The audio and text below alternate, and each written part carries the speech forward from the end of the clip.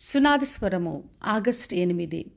దేవుడు అహంకారులను ఎదిరించి దీనులకు కృప అనుగ్రహించును. యాకోబు రాసిన పత్రిక 4వ అధ్యాయము 6వ వచనం. మన దేవుడు అహంకారులను ఎదిరిస్తాడు.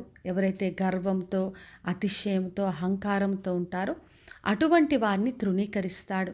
ఎవరైతే దీనులుగా ఆయన్ని ఆశ్రయిస్తారో వారికి తన కృపను అనుగ్రహిస్తాడు.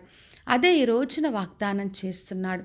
మరి మొదటి సమూయేలు గ్రంథం 15వ అధ్యాయంలో చదివినప్పుడు అక్కడ సౌలు రాజుగా ఉన్నాడు. తనకిష్టానుసారంగా ప్రవర్తించాడు.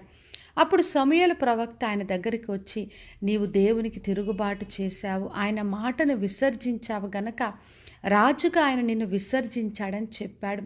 మరి సౌలు తనకిష్టానుసారంగా ప్రవర్తించాడు. అందుకే యెహోవా దేవుడు మరి దావీదును తన హృదయానుసారుడైన వ్యక్తిని రాజుగా హెచ్చించాడు. మరి మనము నిత్యము దేవుని మాటకు విధేయత చూపించాలి. అంతేకాని స్వబుద్ధిని ఆధారం చేసుకొని అంతా మాకు తెలుసు అనుకుంటూ మనకిష్టానుసారంగా ప్రవర్తిస్తే దేవుడు మరి విసర్జిస్తాడు. మరి లూకాసు వార్త 18వ అధ్యాయం 8 నుంచి 17 వచనంలో యేసుక్రీస్తు ఇద్దరి ప్రార్థన గురించి చెప్పాడు.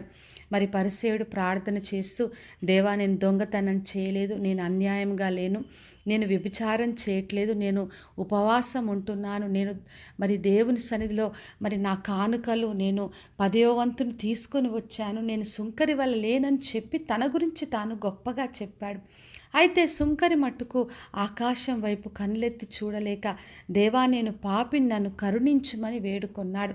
అప్పుడు యేసుక్రీస్తు అన్నాడు, తన్ను తాను హెచ్చించుకొని వాడు తగ్గించబడతాడు, తన్ను తాను తగ్గించుకొని వాడు హెచ్చింపబడతాడని చెప్పాడు. మన దేవుడు ఎవరైతే హెచ్చించుకుంటారో, అహంకారంగా ఉంటారో వారిని తగ్గిస్తాడు. ఎవరైతే దీనత్వంతో తగ్గించుకుంటారో వారికి తన కృపను అనుగ్రహించే దేవుడు. కాబట్టి నా ప్రియ సహోదరి సహోదర, మనం నిత్యము దేవుని సన్నిధిలో దీనత్వం కలిగి ఉందాం. మరి ఎప్పుడు కూడా ఆయన కృపను ఆశ్రయిద్దాం. మరి మనకున్న గర్వాలు, అతిశయాలు, స్వబుద్ధిని విడిచిపెట్టి దేవుని సన్నిధిలో నిత్యం ఆయన కృప పైన ఆశ్రయించినప్పుడు ఆయన తగిన సమయంలో హెచ్చించే దేవుడు. కాబట్టి విశ్వాసంతో ఆయనను ఆశ్రయించి ఆయన ద్వారా కృపను పొందుకుందాం. ప్రార్థన చేసుకుందాం. పరలోకమందున్న మా తండ్రి, మా దేవ, ఈరోజు ఇచ్చిన వాగ్దానం కొరకే వందనాలు.